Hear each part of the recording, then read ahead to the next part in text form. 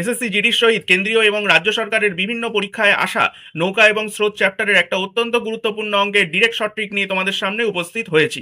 আর guarantee দিয়ে বলছি এই শর্ট ট্রিকটা কিন্তু 99% স্টুডেন্ট জানে না। কি বলছে, একটি নৌকা স্রোতের প্রতিকূলে যেতে অনুকূলের চেয়ে 5 গুণ বেশি সময় লাগে। যদি স্রোতের বেগ 2 কিলোমিটার/আওয়ার হয় তবে স্থির জলে নৌকার বেগ কত হবে?